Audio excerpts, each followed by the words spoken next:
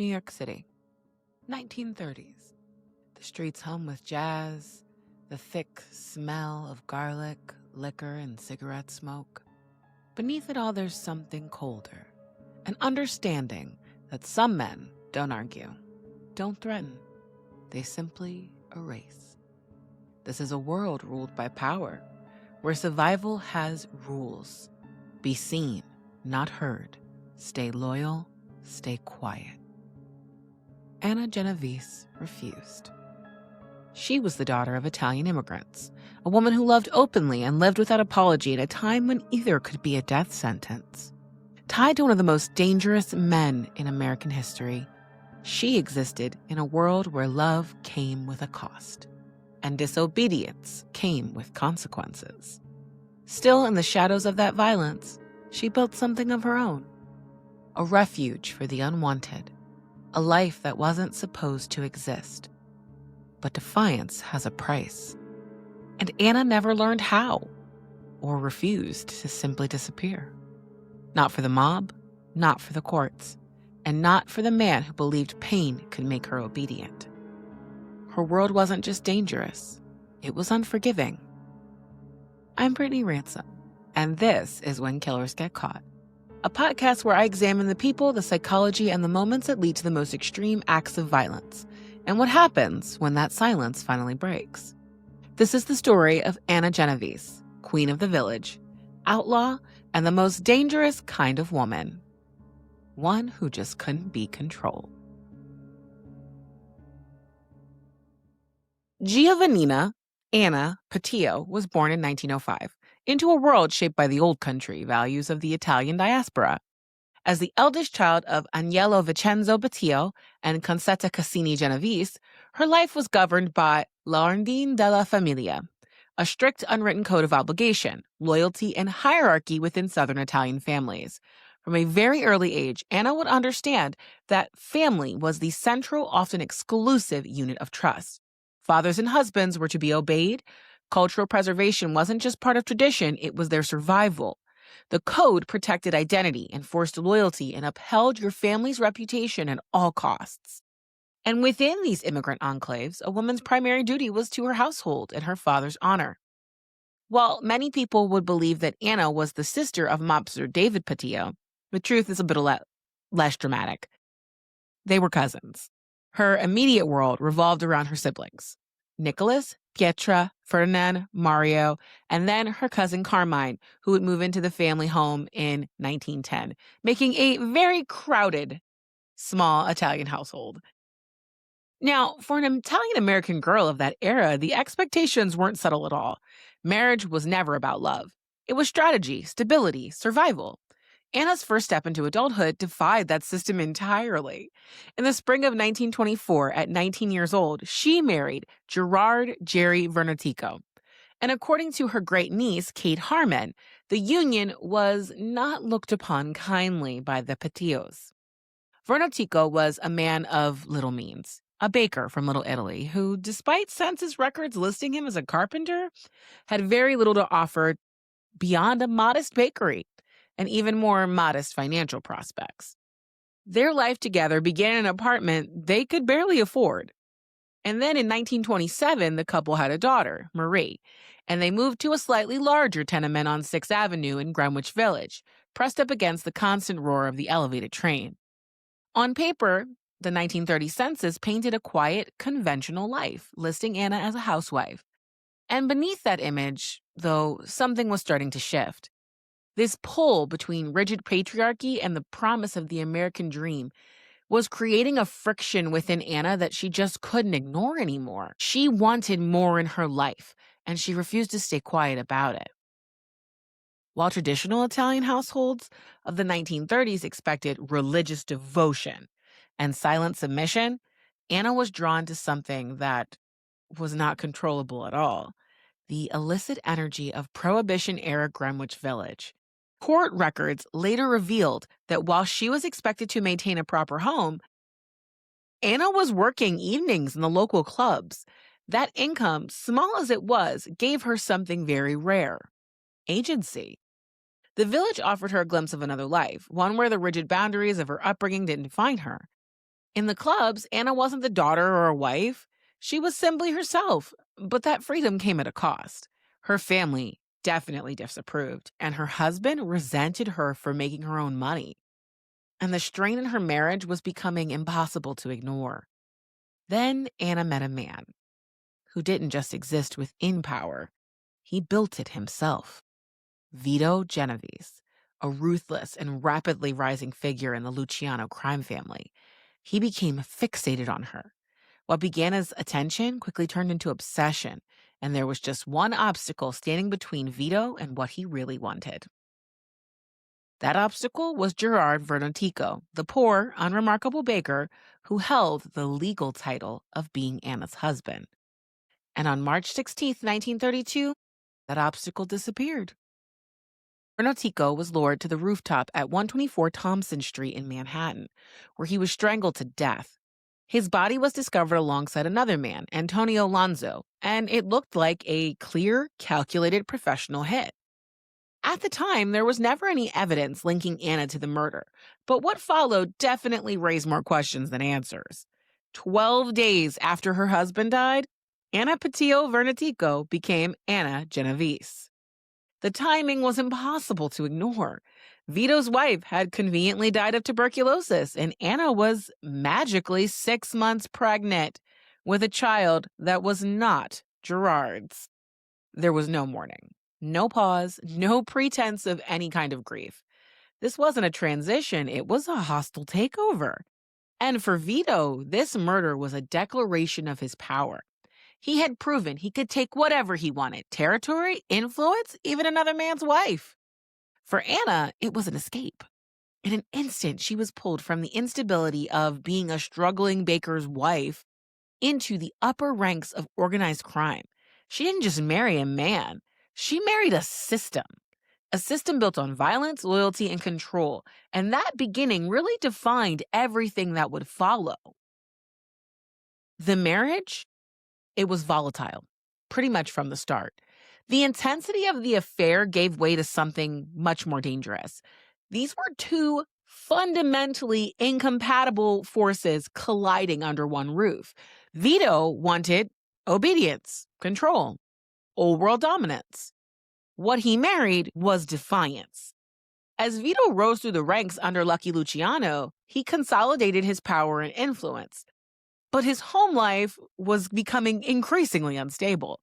He was notoriously violent, and he treated Anna not as a partner, but as if she was his property. Control wasn't expected, it was enforced. He beat her repeatedly, attempting to force her into the role of the submissive mafia camare. The term itself carried weight. Derived from comater, meaning godmother or co-mother, a camare wasn't just a wife.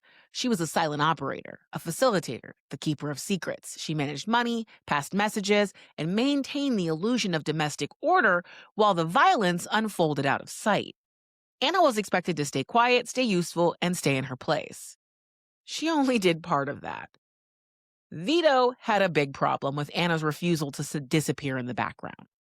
She wasn't just working in the bars, she was present in them, visual, social, and increasingly getting more connected.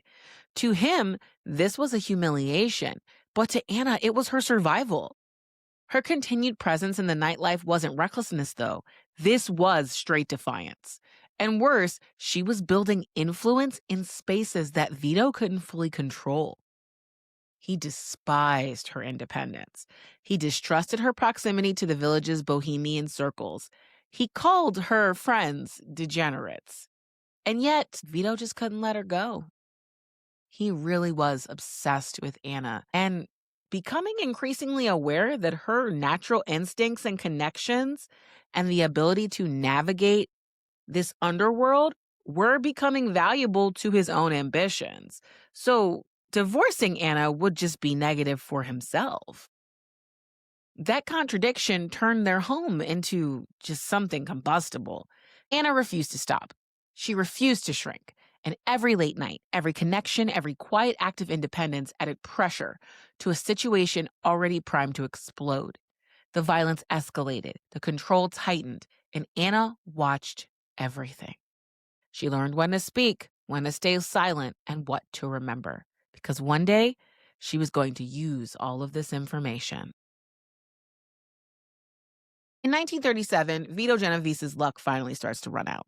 For years, the wealth and influence had insulated him, but the 1934 murder of Ferdinand the Shadow Baccia refused to stay buried. The execution itself had been clean. Baccia was gunned down in broad daylight in a Brooklyn coffee shop. But the problem wasn't the hit, it was the witnesses. There were too many, and this time, silence couldn't be guaranteed. Baccia had been more than just an associate. He was a setup man who helped Vito rig high-stakes gambling operations. Together, they cheated a victim out of $150,000 in a loaded dice game, roughly $3.6 million today. When Baccia demanded his $35,000 cut, Vito made a calculation. Paying Baccia was a liability. Eliminating him was permanent. And on September 18, 1934, Vito ordered the hit, sending gunmen to execute Baccia in his family-owned restaurant. Normally, Vito could rely on intimidation, bribery, or just straight loyalty to keep him insulated from consequences, but this time there was a weak link, and it was already cracking. One of the gunmen, Ernest the Hawk Rupolo, was facing his own legal troubles, and he was looking for a way out. Manhattan District Attorney Thomas Dewey, who had built his reputation dismantling organized crime, began to apply pressure, and he gave Rupolo a choice, prison or cooperation. Rupolo flipped. Dewey didn't keep it quiet, though. He publicly named Vito Genovese as his next target, turning this case not just into a normal murder, but a high-profile pursuit. And Vito understood exactly what that meant. If he stayed in New York, he wasn't just facing prison. They were going to send him to the electric chair. So he ran. With $750,000 in cash, he fled the United States, leaving everything behind, including Anna. And for the next 9 years, from 1937 to 1946, Vito remained in Italy, embedding himself within the regime of Benito Mussolini. While he cultivated influence overseas, aligning himself with fascist power, Anna was left to manage what he'd abandoned. And she didn't just maintain it, she expanded on it. Acting as the primary conduit for Vito's operations, Anna navigated a world that wasn't built for women, let alone independent ones. She collected on all of Vito's rackets, oversaw his real estate holdings, strengthened his financial base. But she didn't stop there. She used his absence to begin building something of her own. And that is when Greenwich Village really became her domain. Anna invested heavily into the neighborhood's nightlife, establishing controls over clubs and bars that would eventually form the backbone of her empire. Her holdings included legendary venues like Club 82 and the Savannah. But her influence extended far beyond individual businesses. She had started shaping the entire ecosystem of queer nightlife in the village. This was at a time when the NYPD had special moral squads that routinely raided establishments for masquerading or serving alcohol to known homosexuals. Anna created something almost unheard of: protection. In the 40s and 50s in New York, laws like Rule 9 allowed authorities to shut down a bar simply for serving what they called a disorderly person. That was a legal euphemism for anybody in the LGBTQ+ community. If you wore clothes that didn't align with your assigned sex, or danced with a same-sex partner, or even clinked glasses, you could be arrested. Anna made all of those laws negotiable. Through a calculated system of bribes, influence, and outright intimidation backed by the Genovese name, she ensured that certain doors remained closed to police interference. Her clubs did not operate under the same rules as the rest of the city, and they were understood to be off limits. The Special Moral Squad, they knew exactly which establishments came with consequences if they pushed it too far. Club 82 became the crown jewel of Anna's operation. This wasn't a hidden speakeasy or a back alley bar. It was a full-scale cabaret, known for elaborate productions and world-class female impersonators, as we called them back then. Anna ran it with the precision of a theater production. She demanded professionalism and spectacle. She created a space where the performers really could elevate their craft instead of having to hide it. For drag performers in the 40s and 50s, Anna wasn't just their employer. She was protection in human form. She provided a stage, a steady income, and a rare commodity in this era: safety. At the same time, her venues became critical gathering spaces for lesbian women. While most of the mafia dismissed or openly disdained The queer community recognized something different. This was a loyal, underserved clientele who didn't have anywhere else to go. She didn't just tolerate them. She began to build for them. And this was the core of Anna's power. She became the bridge between two worlds that rarely intersect without violence: organized crime and the queer community. She used one to shield the other, turning vulnerability into profit and profit into influence. Her clubs operated just like the high-end theaters, with structured standard and intention, spaces where identity wasn't just hidden, but openly performed. And by the time Vito returned to the United States in 1946, he didn't find the same operation he had left behind. Anna hadn't preserved his empire. She had transformed it into something else entirely. Greenwich Village had become a cultural stronghold, shaped and controlled by Anna's hand. She had built a world where the people society rejected were the main attraction, and she stood at the center of it, not in the background. It was a surreal paradox. While the rest of New York lived under the constant threat of entrapment and arrest, Anna's club offered a version of freedom that wouldn't exist for legally decades. Her patrons moved without fear of police waiting by the back door. Drag performers took the stage openly. Women danced together without having to look over their shoulders. To the mafia, this was a very profitable racket, another stream of income and completely worth protecting. But to the queer community of Greenwich Village, Anna Genovese was something else entirely. Not just a boss, but a protector, a gatekeeper, an unlikely godmother in a city that gave them nowhere else to exist. To dig deeper into Anna Genovese's defiance, we first have to understand the rigidity of the world she's defying.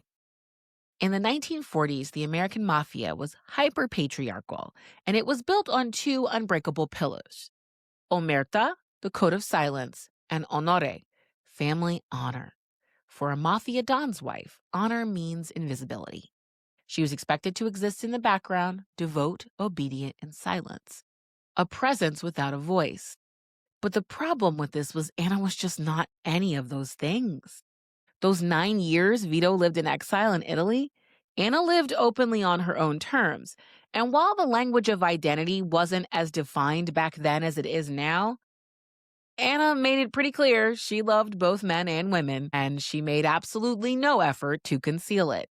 In Greenwich Village, she moved through a subculture the outside world criminalized and pathologized, but within it, she found freedom, power, and love. Her relationships with women were never hidden. They were just understood. She was regularly seen with different female companions and was rumored to have a long-term relationship with a woman known by the name of Duke, who worked in one of her clubs. What made Anna dangerous wasn't just who she loved, it was that she refused to disguise it. And when Vito returned in 1946, that didn't change. She did not retreat to the role of the obedient señora. She remained visible, frequenting her own establishments, appearing in tailored suits or high-fashion gowns that reinforced her status as someone more than just a mob wife. She cultivated an image that made a statement without asking for permission. If it was a double life, it was one she lived so openly it forced the people around her to accept it or to confront it. But most chose not to confront her. Her life was a contradiction. On one hand, she was married to Vito Genovese, a man who would rise to become one of the most powerful figures in organized crime, a man who enforced respect through violence and demanded absolute control. In the eyes of the mafia, she was part of that hierarchy. She was a matriarch tied to that power. But on the other hand, she was deeply embedded in the queer nightlife, a regular presence in spaces that the same world she was married to openly despised. And those two realities just couldn't coexist peacefully. In fact, they collided over and over. Vito viewed the people Anna surrounded herself as a liability. Degenerates, bohemians, as he called them, a threat to his reputation and his authority. Anna's independence wasn't just a personal defiance, it was a public contradiction. And yet Anna still didn't retreat. She just adapted and began balancing both worlds with a combination of calculated usefulness and sheer refusal to yield. The clubs were profitable. They brought in a lot of money, influence, and connections. And that made value And that made it valuable to the mob. Anna understood that that value gave her leverage. She became the only person in Vito's life never fully bent. What followed wasn't just chaos, it was quieter, more controlled. A prolonged domestic Cold War. Anna pushed boundaries, Vito pushed back. Neither ever gave in. She could host a traditional Italian dinner for capos in the afternoon, reinforcing her expected image of loyalty and structure, and in the same night, she would stand at the center of a drag performance at Club 82, presiding over a world that rejected everything those men claimed to represent. The real source of her power, though, it wasn't just her attitude. It was. In the mafia, financial dependence was a tool of control. Wives relied on their husbands, and that reliance ensured their silence and obedience. Anna didn't need that. She had her own money. And while Vito was overseas, she had not just created a way to make a lot of money. She actually built her own infrastructure. She controlled all of the leases. She managed all of the businesses. She knew exactly the flow of the money and all of the spaces where these businesses were vulnerable. Anna wasn't just connected to power anymore. She held pieces of that power herself now. And that financial independence gave her leverage that was completely unheard of for a woman within this world. While other mob wives were bound by what they called the golden handcuffs of their husband's wealth, Anna had her own resources, her own influence, and her own information.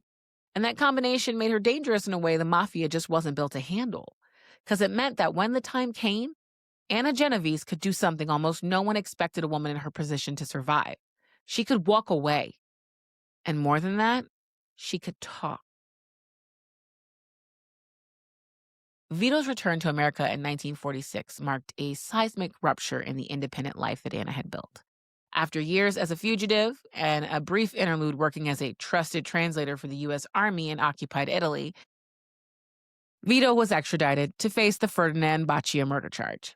He returned expecting restoration, a compliant wife, a functioning operation, and an empire he could simply just step back into. What he found was a woman who had already replaced him. For 9 years, Anna had been the boss of her own life and by necessity, the caretaker of all Genovese interests in New York. Vito re-entered that world like a colonial authority reclaiming his territory, attempting to try and force her back in the shadows that he believed she belonged in, just because she was a woman. But he was no longer dealing with a wife waiting in silence. He was dealing with someone who had learned how to operate without him. He had also become more violent and volatile in Italy, more paranoid, more controlling. And he despised what Anna had built in his absence. That home that they shared hardened into a space of surveillance and more violence. Control was enforced not just emotionally, but physically. What followed was not a marriage in decline. It was containment through intimidation. And Anna, eventually, sought a divorce. Formally, what it was called on paper is separate maintenance petition. Not just to escape the brutal beatings, but as a calculated act of survival. Anna understood that Vito's need for control would eventually escalate to something irreversible.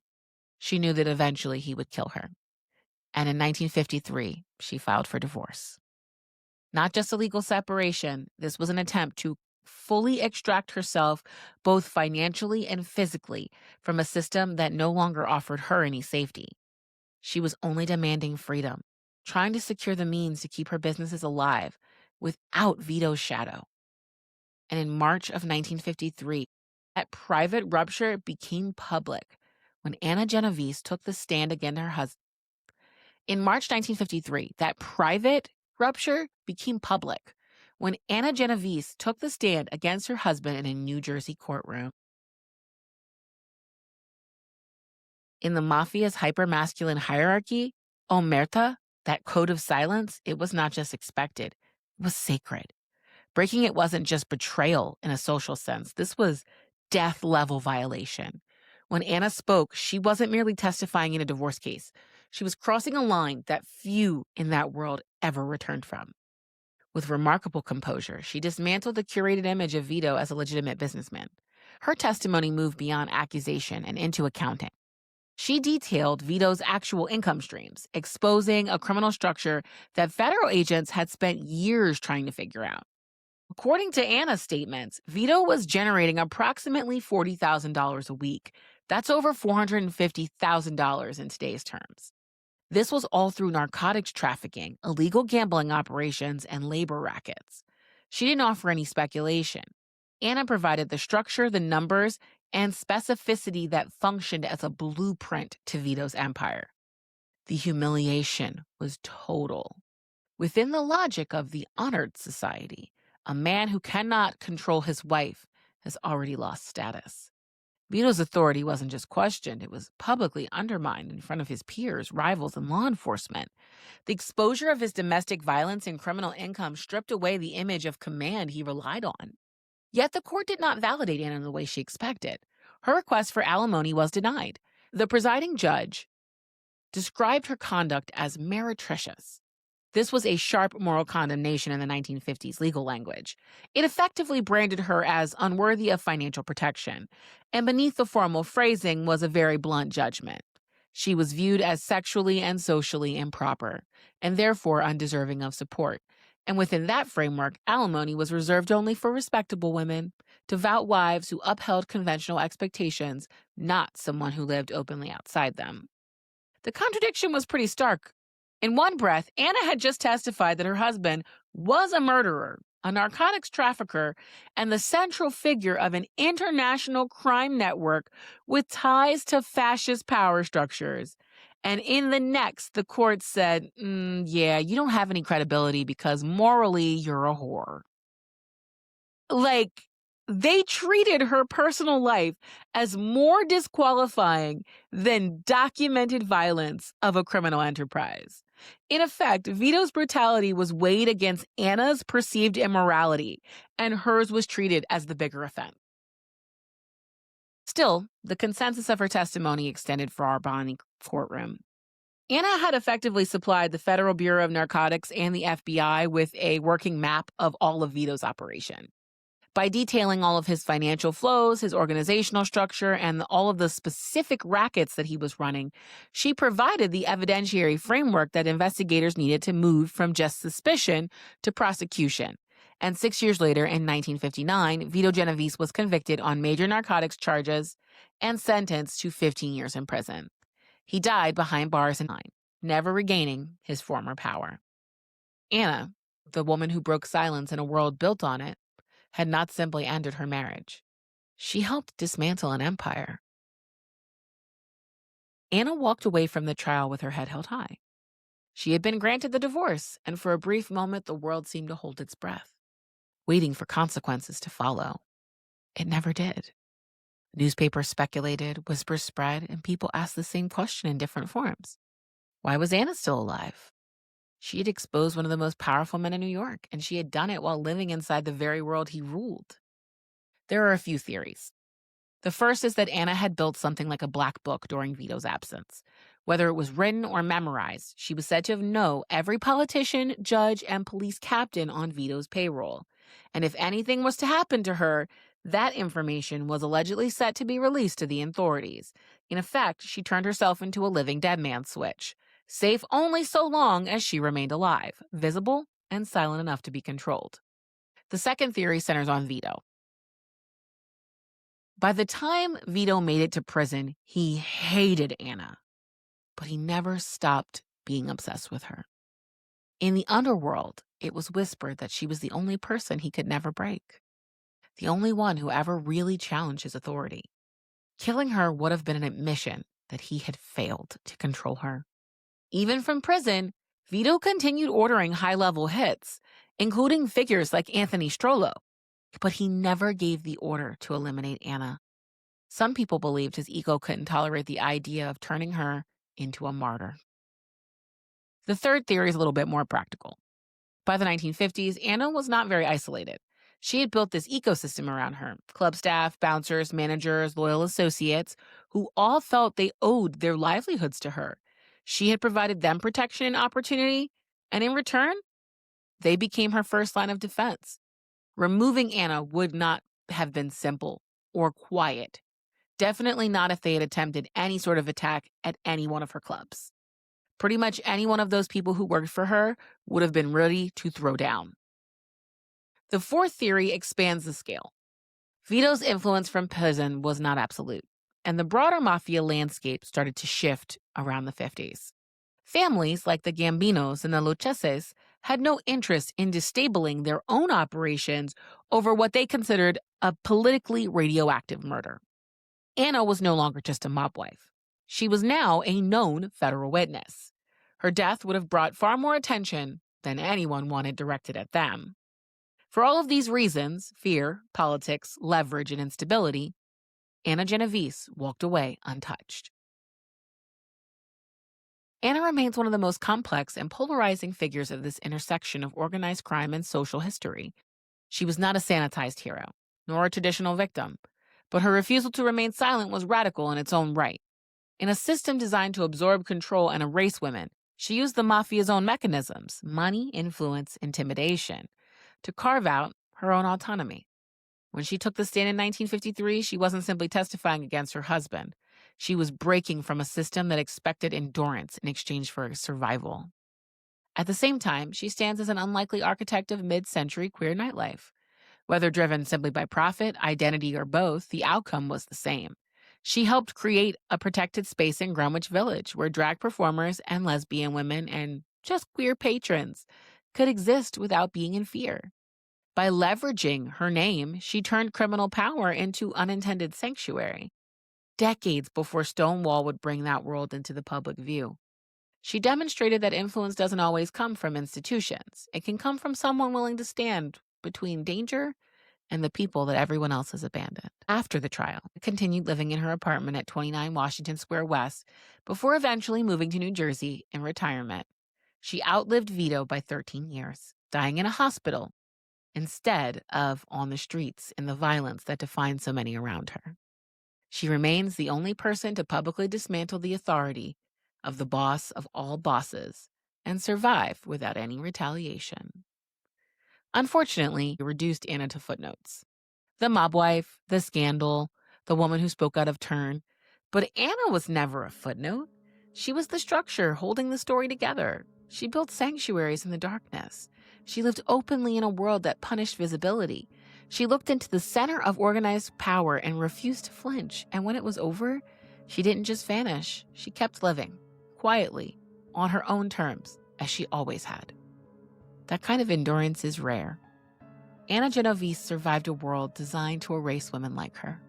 And decades later, her story continues to surface because no matter how carefully it was buried, the truth has a way of leaving a trail.